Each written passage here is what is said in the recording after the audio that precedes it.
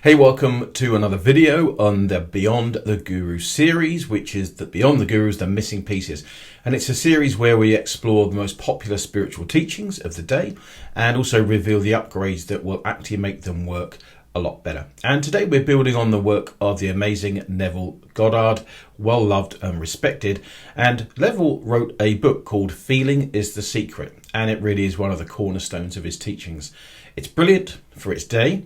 But if you've ever tried to really feel it real every night and then woke up to the same old reality and different feelings, then you know that something isn't adding up with that teaching about feelings.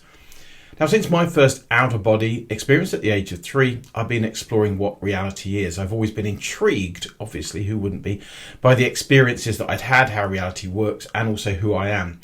And now in the kind of new age, and been for a while, there are trends of putting feelings above beliefs. It's been a trend for a while, but actually using that for manifesting rarely works for permanent change. In fact, it can't.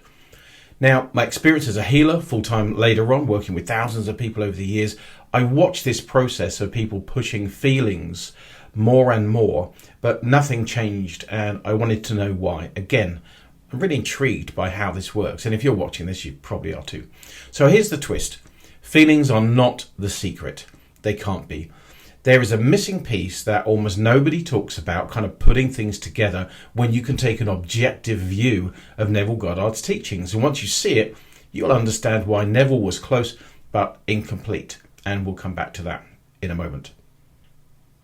Now, Neville's teaching was revolutionary. He gave people permission to use their imagination, their subconscious, as a creative force in new ways. And some people, a few people, do get extraordinary results from it. That is true, but most don't. And what we're looking for is consistency. And that's because the teaching, while it's powerful, is still limited. So feelings collapse without belief. Okay, you can generate joy, excitement at will just by using your imagination or remembering something from the past.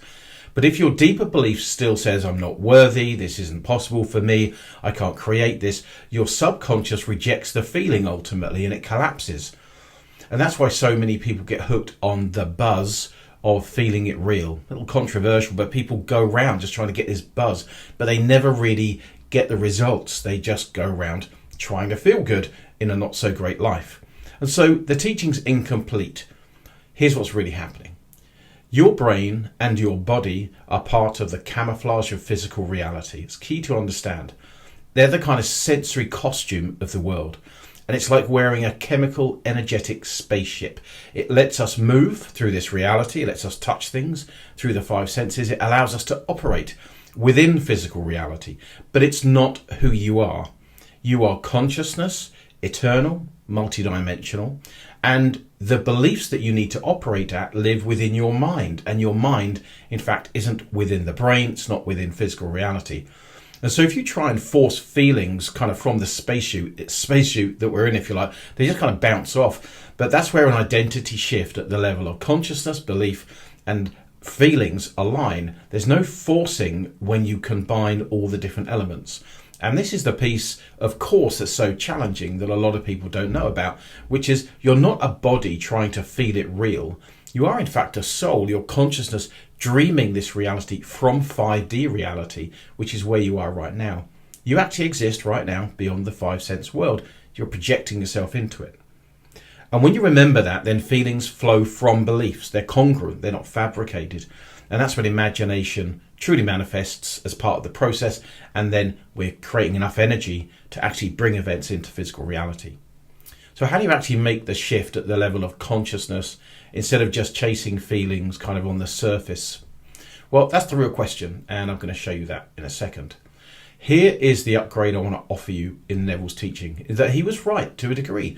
Feelings are powerful, and they're powerful in manifesting, but the missing piece is belief and awareness of identity.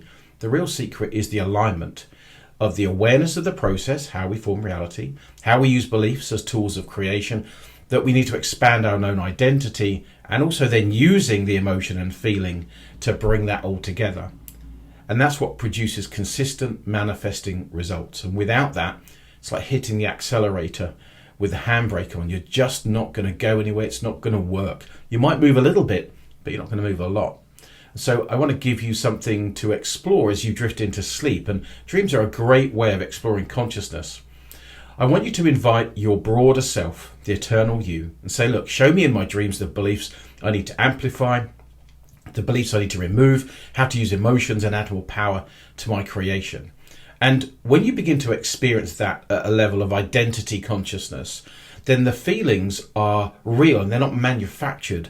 The beliefs begin to shift internally without forcing emotions or feelings, and that's the missing piece.